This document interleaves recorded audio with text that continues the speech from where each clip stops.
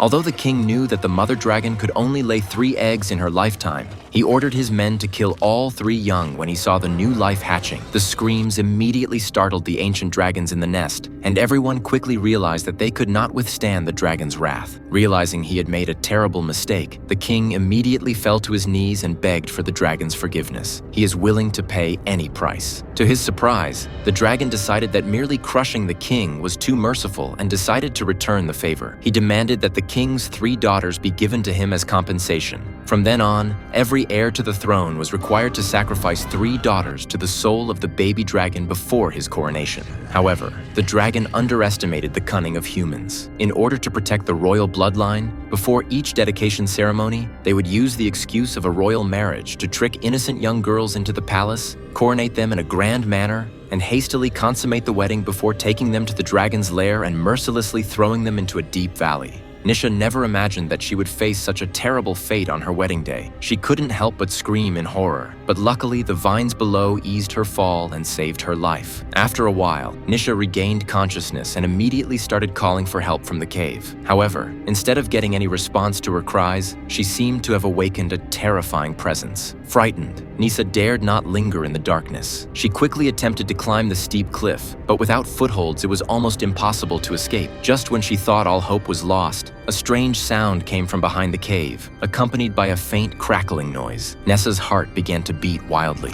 She cautiously walked to the entrance of the cave and looked out, then picked up a branch to investigate. Once she stepped out of the cave, she noticed a small bird engulfed in flames, struggling desperately. Nessa couldn't bear to watch it cry in agony, so she hurriedly used sand to try to extinguish the flames. But despite her best efforts, the poor little bird died in its final struggle. Just as Nisha was about to bury the little bird, a terrible sound suddenly broke the peace. A flock of birds engulfed in fire flew out of the darkness, screaming as if they had just survived a terrible disaster. Nessa watched this in shock, completely at a loss for words. All she could do was let the birds crash around her until they finally fell silent. Give me strength.